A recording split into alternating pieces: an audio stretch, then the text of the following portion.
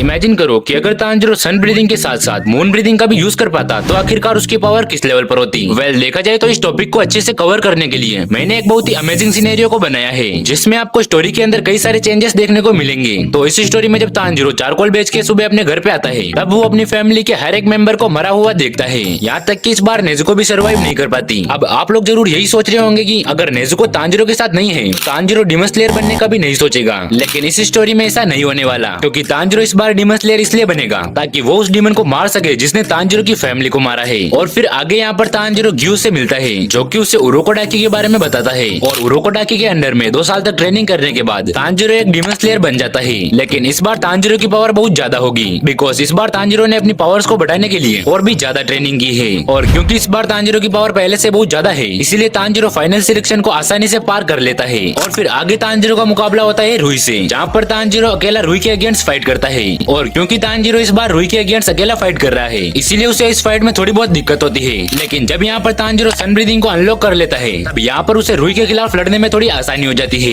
And आखिर में यहाँ पर ग्यू आकर रुई का गला काट देता है। लेकिन हाँ, इस बार यहाँ पर तांजिरो इस फाइट में ज्यादा डैमेज नहीं हुआ था। और क्योंकि तांजिरो ने इस फाइट में सन ब्रीदिंग को अनलॉक कर लिया था, इसीलिए मुगन ट्रेन तक आते आते तांजिरो यहाँ पर सन ब्रीदिंग को प्रॉपर्ली मास्टर कर लेगा। और जब तांजिरो का मुकाबला एनमू से होगा, तब तांजिरो को एनमू से लड़ने के लिए ज्यादा दिक्कत नहीं होगी, क्योंकि इस स्टोरी में तांजिरो की पावर बहुत ज्यादा इंक्रीज हुई है, जिस वजह से यहाँ पर तांजिरो बहुत ही कम टाइम में इनोस्के के साथ मिलकर एनमू का गला काट देगा। एंड फिर वो जाएगा सीधा रेंगोकू की हेल्प करने के लिए, जहाँ पर रेंगोकू अकाजा से अकेला लड़ रहा होगा। अब यहाँ पर तांजिरो की हेल्प से रेंगोकू अकाजा को सनलाइट तक रोके रख लेगा, बिकॉज देखा जाए तो रियल स्टोरी में रेंगोकू ने अकाजा को लगभग हरा ही दिया था। और इस स्टोरी में तो रेंगोकू के साथ तांजिरो भी है, तो ऑब्वियसली ये लोग अकाजा को सनलाइट तक रोके रख लेंगे, जिस वजह से यहाँ पर अकाजा मारा जाएगा और साथ ही रेंगोकू सर्वाइव कर जाएगा।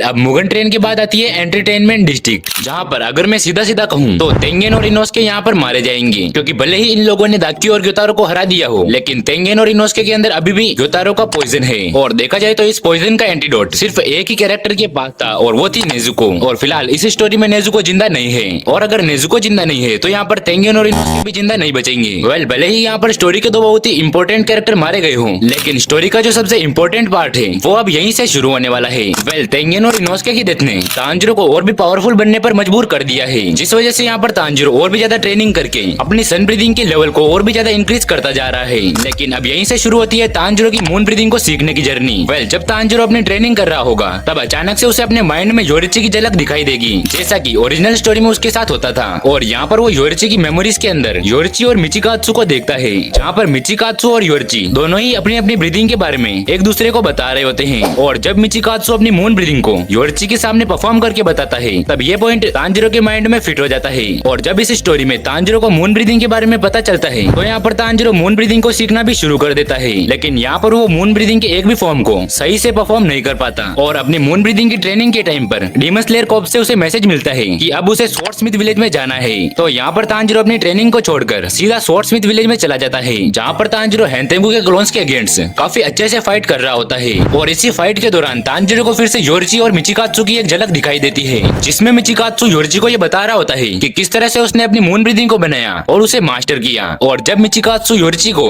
अपनी मून ब्रीदिंग के फर्स्ट फॉर्म को परफॉर्म करके बताता है, तब तांजिरो इस फॉर्म को भी सीख लेता है। और जब तांजिरो इन चारों डीमंस का गला काटने वाला होता है, तब यहाँ पर वो सन एंड मून ब्रीदिंग को कंबाइंड करके एक अलग ही फॉर्म का यूज करता है और उन चारों डीमंस का गला काट देता है। और तांजिरो का ये अटैक इतना ज्यादा डेंजरस था कि ये चारों डीमंस कई देर तक अपने सर को रीजनरेट भी नहीं कर पाते। और इसी चीज का फायदा उठाकर तांजिरो सीधा जाता है हैंतेंगू की रियल बॉडी को ढूंढने। और जोहाकुटेन के अपीयर होने से पहले ही वो यहाँ पर हैंतेंगू की रियल बॉडी का गला काट देता है। लेकिन यहाँ पर तांजिरो काफी ज्यादा वीक हो जाता है, क्योंकि उसने जब 2 ब्रीदिंग को कंबाइंड करके एक नई ब्रीदिंग को बनाया था, तब तांजिरो ने उसमें अपनी बहुत ही ज्यादा पावर का यूज किया था, जिस वजह से हैंतेंगू का गला काटते ही तांजिरो बेहोश हो जाता है। लेकिन यहाँ पर गेन्या और मित्सुरी तांजिरो को सीधा बटरफ्लाई मेंशन में ले जाते हैं, जहाँ पर तांजिरो का इलाज किया जाता है। और कुछ टाइम में जब तांजिरो रिकवर हो जाता है, तब यहाँ पर हाशिरा ट्रेनिंग को शुरू कर दिया जाता है। और तांजिरो हाशिरा ट्रेनिंग के साथ साथ अपनी मून ब्रीदिंग को सीखने की ट्रेनिंग को भी जारी रखता है। एंड आखिरकार तांजिरो मून ब्रीदिंग को भी सीख लेता है। इन्फिनिटी कैस्टल की स्टार्टिंग से पहले मैं आपको बता दूं कि तांजिरो की जो पावर लेवल है वो यहाँ पर रियल स्टोरी से 3 गुना ज्यादा हो चुकी है। एंड इस बार इन्फिनिटी कैस्टल में एंटर करते ही तांजिरो का ऑरा अलग ही लेवल पर होता है। और इस बार इन्फिनिटी कैस्टल की फाइट इतनी ज्यादा टफ नहीं होगी जितनी ओरिजिनल स्टोरी में हुई थी।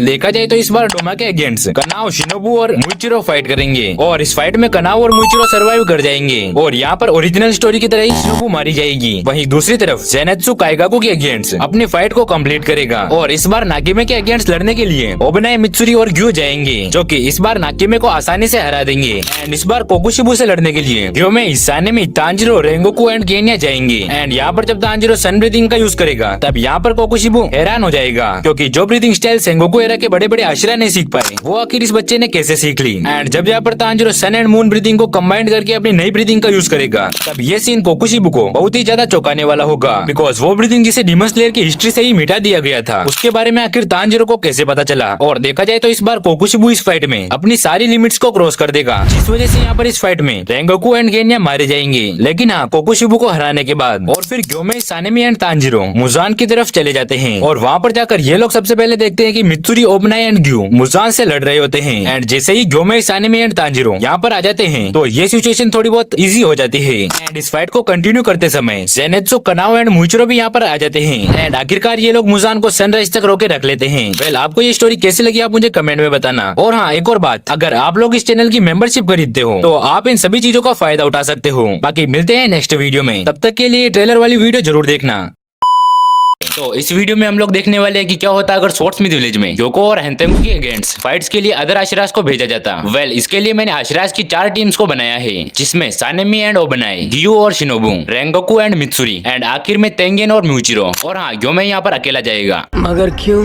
बिकॉज तुम सबसे स्ट्रॉन्ग हो। तो बात करते हैं सबसे पहले फर्स्ट वाली टीम की। तो स्वॉर्ड्समिथ विलेज में 2 अपर मूव्स का हमला हो गया है और इनसे लड़ने के लिए जो फर्स्ट टीम आएगी वो है सानेमी एंड ओबनाई की। तो देखा जाए तो सानेमी ऑलरेडी वहाँ पर है जहाँ पर तांजिरो और नेजुको है। और वहाँ पर जैसे ही हेंतेंगू तांजिरो के रूम में एंट्री लेता है तब ये लोग हेंतेंगू को थोड़ा हैरानी से देखते हैं। और इसे देखते ही जब सानेमी को पता चलता है कि ये एक डीमन है तो सानेमी बिना कुछ सोचे समझे हेंतेंगू का गला काट देता है। लेकिन फिर ये लोग देखते हैं कि हेंतेंगू के एक एक करके क्लोन्स निकलते जा रहे हैं। अब यहाँ पर हेंतेंगू के जो क्लोन्स होते हैं वो इन तीनों को एक एक करके अपनी डिफरेंट एबिलिटी से डैमेज दे रहे होते हैं। और सानेमी भी बिना कुछ सोचे समझे इन डीमंस को काफी बुरी तरीके से डैमेज दे रहा होता है, लेकिन इसका कोई भी फायदा नहीं हो रहा होता है। लेकिन तभी यहाँ पर एक डीमन के पीछे से गेन्या आ जाता है और अपनी निचरन शॉटगन से उसका गला उड़ा देता है। लेकिन गेन्या यहाँ पर इनकी हेल्प करने की बजाय एक और डीमन को जिंदा कर देता है। लेकिन जब सानेमी अपनी विंड ब्रीदिंग का यूज करता है तब यहाँ पर इन डीमंस के भी पसीने छूट जाते हैं। दूसरी तरफ योको गांव के कई सारे लोगों को मार चुका होता है। लेकिन तभी यहाँ पर एंट्री होती है इगुरो ओबनाई की, जो कि यहाँ पर एक बहुत ही अजीब डीमन को फेस करता है और वो डीमन होता है अपर मून फॉर ग्योको। अब ग्योको को देखते ही ओबनाई अपनी सरपेंट ब्रीदिंग से उस पर हमला कर देता है। लेकिन यहाँ पर ग्योको अपनी पावर्स की मदद से टेलीपोर्ट होकर बच जाता है और फिर यहाँ पर ग्योको अपनी पॉइजन वाली नीडल से